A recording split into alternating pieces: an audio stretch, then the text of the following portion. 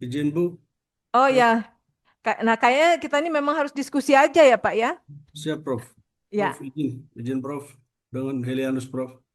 ya, Izin Prof, ini menarik ini Prof karena terkait profil lulusan program studi. Walaupun ini memang lingkup bahasan kita tentang dokter terapan, tetapi ini penting untuk semua. Kami di program profesi misalnya sementara mendidik pamong praja untuk menduduki jabatan camat, Prof. Eh, jadi eh, sambil sekali jalan biar biar menjadi pemahaman yang sama buat kami bahwa ketika menyusun profil lulusan program studi, program profesi, yang kami breakdown daripada lingkup tugas camat dan fenomena pemerintahan di kecamatan dan desa. ya. Ya, jadi apakah itu sudah tepat atau Tepat Pak. belum tepat? Yang berikut mungkin Pak Prof. Leanus ini mau ngasih tahu kalau dia sudah berada di jalur yang benar Oh, sebenarnya. siap, siap, Prof. Yang berikut, Prof, mungkin sekedar masukan saja, Prof. Karena begini, Prof. Kalau dari penjelasan Prof tadi jelas buat kami sangat Ya, eh, terang bahwa ketika kita menyusun profil lulusan, berarti kita juga harus mempertimbangkan pasar industri kerjanya. ya, betul Nah, Pak. ini kebetulan IPDN, Lembaga Pendidikan PTKL di bawah Hmm, Kementerian Dalam Negeri, Prof. Ya, Nah, kalau kita bilang pasar kerja untuk lulusan IPDN, cenderung kalau kita berpikir door to door berarti memang pasar kerja ya PNS dan lingkup ya, pemerintahan daerah karena fungsi Kementerian Dalam Negeri itu melaksanakan fungsi Korbinwas, koordinasi pembinaan pengawasan penyelenggaraan pemerintahan daerah. siap. Nah, jadi dalam struktur Kementerian Dalam Negeri itu sendiri ada dirjen-dirjen atau direktur yang membidangi tugas-tugas Korbinwas itu.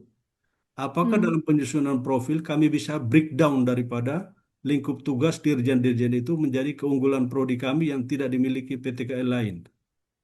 Ya, Hmm. sudah dijawab sendiri Pak. Oh ya, siap-siap. Terima kasih, Bro. Ya, bahkan kalau di dalam program studi Bapak itu ada kekhususan lagi. Ya, suatu saat misalnya pengelola BUMDes, misalnya Pak Ya, ya, sehingga UMKM ya. harus dibekali entrepreneurship, ya, dibuat sendiri aja Pak. Siap, Profilnya pecahkan lagi untuk kekhususan. Berarti ada dua khusus untuk kekhususan ini profil lulusannya. Misalnya manajer BUMDes misalnya, ya, atau apa? Koordinator apalagi itu, yang investasi daerah misalnya kayak gitu. Kalau memang siap, suatu saat, Pak, Bapak Ibu ya, nah, Koperasi Merah Putih itu harus disiapkan, Pak. siap, siap, siap. Ya, Ya, sementara kami siapkan, Bro. ya. Jadi Ya, kurikulum yang sudah ada hari ini pun, kalau memang sudah harus berubah, silahkan diubah, Pak. Silahkan diperbaiki, ya. ditinjau ulang, ya. Karena dunia kan berubah ya, Pak ya. Pasar juga berubah, kebijakan berubah, ya, lingkungan kita berubah, ya. Kompetensi yang dimiliki oleh mahasiswa kita pun harus berubah, ya. Baik, terima kasih, Prof. Oke. Jadi silahkan kalau mau melakukan revisi kurikulum ya Bapak Ibu ya untuk menselaraskan dengan kondisi hari ini.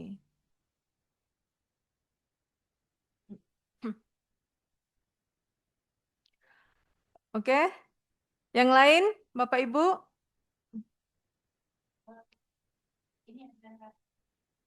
Prodi S3, Pak Dr. Cahyo Suprayogo bergabung atau sedang uji? Nih, Pak Cahyo ada yang mau disampaikan karena beliau yang punya tugas ini. Oh, PIC-nya ini ya? Wah, Iya, ini korban ini. monggo Pak Cahyo. Suaranya belum kedengaran. Suaranya masih mute, Pak Dr. Cahyo Suprayogo.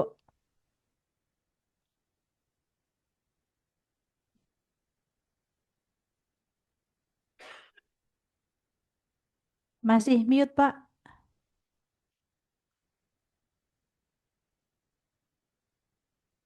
Wah, ini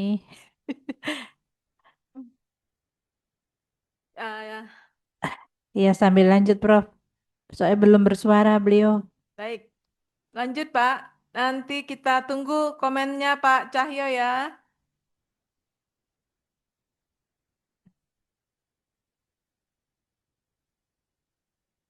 Oke, Halo, halo. Sudah ya? sudah ya? Sudah ya? Yes, Oke. Bu Dokter Gati. Oh ya. Ya, singkat padat ya Pak. Waduh, ini tadi Ya, baru menyimak monggo. ini.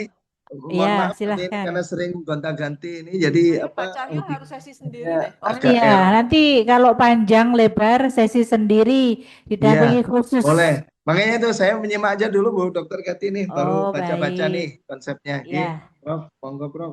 Lanjut dulu Prof, baik. saya mendengar dulu Prof. Tapi menarik kan Pak Oh ya, dan luar biasa bermanfaat ini ya. sudah ya sudah relevan ini penjelasannya untuk ini ya keunikan atau keunggulan program studi. Kita agak puyeng-puyeng ini kalau harus nyusun ini kan. Oh, ya, Oke, baik. saya Ya, Prof. Monggo nyimak dulu. dilanjut, Oke, Prof. Prof. Sari. Baik, dilanjut Pak. Monggo, Prof. Ini sudah saya jelaskan tadi. Nah, ini terkait dengan profil lulusan juga sudah saya jelaskan. Nanti detailnya bisa kita diskusikan. Nah, kemudian untuk mata kuliah ya, poin 4, perlu juga dijelaskan bahan pembelajarannya, bahan kajiannya di poin 4, Pak. Lanjut. Tadi kita udah banyak membahas keunikan terus, Pak. Lanjut, lanjut, lanjut. Kurikulumnya nomor 4, Pak. Nah, lanjut, Pak. Oke. Udah, kalau nggak bisa bergerak, oke lah. Ini capaian pembelajaran Bapak Ibu ya, terutama Pak Cahyo. Itu aspek Ya, sikap, itu sudah ada di dalam lampiran Permendikbud nomor 3. iya, Prof. Ini memang lag ya. Oh, nomor 3 lagi Mas, mundur 1 Mas.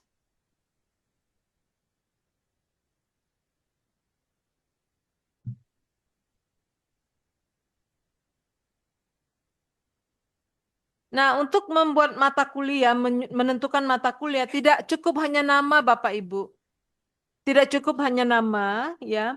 Harus juga dijelaskan tahapan pembelajarannya, apa dulu, ya. Membahas apa dulu. Misal, karena begini, di S3, kadang-kadang, bukan kadang-kadang ya, sebaiknya tidak lagi fokus pada satu, karena kuliahnya itu kan hanya 2 semester ya. Semester 1, semester 2. Sekarang kan 6 semester kan. Perkuliahan S3 itu 6 semester Bapak Ibu. Jadi dia boleh lulus setelah 2 tahun 7 bulan udah boleh lulus. Di semester 6 dia sudah bisa lulus. Ya, Sebelum itu nggak bisa, Prof. ya enggak bisa. Ketika ada yang lulus sebelum itu, Prof. Itu nggak diatur di standar, Prof. Gitu. Nggak ada. Nggak bisa. Kami cari-cari. Oke. Tapi nanti evaluator nanti yang mengaturnya. Baik, karena ada yang lulus 18 Nah, bulan. maksudnya. Nah, itu antara lain. Ya, oke ya. Jadi eh, memang di dalam pembentukannya ada nama mata kuliah. Semester 1, semester 2 itu ada mata kuliah wajib dan penunjang. Jadi 1 tahun itu artinya ada kelas, ada pembelajaran. Ya, ada pembelajaran. Kemudian di semester 3, ya, di semester 3, ya, bukan di semester 3 sih sebenarnya. Di poin ketiga, keempat, ya, kelompok ketiga, ya, lanjut Mas. Setelah ini, ya.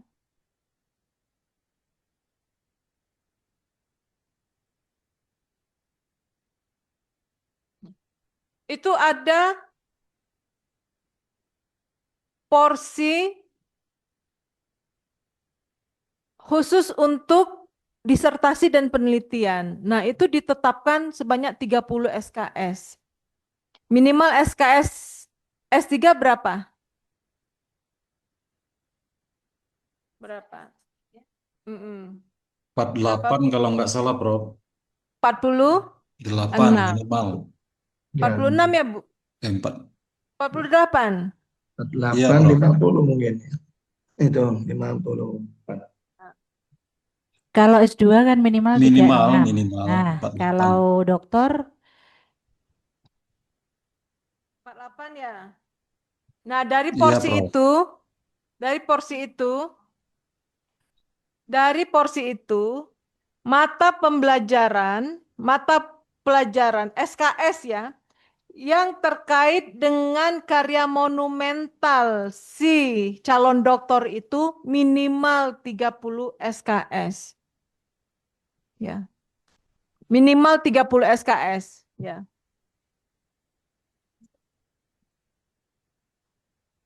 Jadi karena sedikitnya porsi pembelajaran, saya mau balik lagi.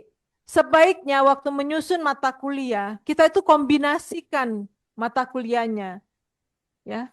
Apalagi dia sudah kuliah di S1, S2 yang mengambil mata kuliah yang mirip, jangan diulang lagi di S3. S3 itu hanya pengayaan, oleh sebab itu bisa 3 mata kuliah menjadi 1 dan buat nama mata kuliah yang keren. Misalnya pengelolaan dana desa, tata kelola dan pengelolaan dana desa. Mana ada mata kuliah itu? Bukunya ada atau tidak? Sudah tidak berbicara buku kita kalau S3. Jurnal. Ya. Tinggal dicari aja tuh riset-riset terkait dengan itu. Ya. Tetapi memang harus, nanti kan di dalam riset itu kita akan ketemu teori apa, ya. Studi kasusnya seperti apa, ya. Jadi mata kuliahnya juga harus berani kita menawarkan mata kuliah yang menarik, ya. Itu ada beberapa buku nanti tata kelola pemerintahan dapat, ya, pengelolaan dana desa dapat, apalagi pertanggungjawaban keuangan dapat dia, ya. Tidak lagi kita satu buku, memang mengelaborasi banyak sumber ya untuk mata kuliah di S3. Kenapa? Karena dia hanya belajar 1 tahun 2 SKS. Dan setelah itu dia masuk ke ranah penyusunan disertasi. Nah, SKS untuk mensupport karya monumentalnya itu minimal 30 SKS. Artinya apa? Dia harus diseminasi. Masukkan, dia harus international conference. Dia harus publikasi. Ini semua dikasih bobot. Ya, kita dulu kan nggak dikasih bobot ya. Syarat publikasi Scopus, ya sebagai syarat. Nggak ada bobot. Kan berat jadinya. Nah, kalau sekarang itu boleh diboboti. Ya, sehingga memang fokus seorang doktor itu adalah menciptakan karya monumentalnya. Kenapa? Karena itu akan menjadi mereknya. Ya, kalau istilah dosen saya itu, kalau kalian belum bisa ngeyel terhadap kompetensi kalian, jangan jadi dokter dulu. Ya. Tapi kalau bisa bertahan sengeyel-ngeyelnya dengan keilmuan kita itu ya, ngawur-ngawur dikit ya, banyak sih dokter yang ngawur, tapi kan didengar orang akhirnya. Saking dia ngeyelnya. Kan itu menunjukkan kompetensi dia maksudnya ya. Kalau kita sudah bisa mempertahankan argumentasi kita di mata orang, itulah dokter. Kalau masih bisa digoyang-goyang, master aja harus dipertanyakan itu. Master itu kan ahli. Ya. Kalau dokter itu betul-betul harusnya dia sudah bisa membuat definisi versi dirinya. Nah, seperti itu ya. Nah, begitu Bapak Ibu. Jadi fokus karya monumental atau penelitiannya itu memang minimal 30 supaya dia betul-betul experience ya di kompetensinya ya.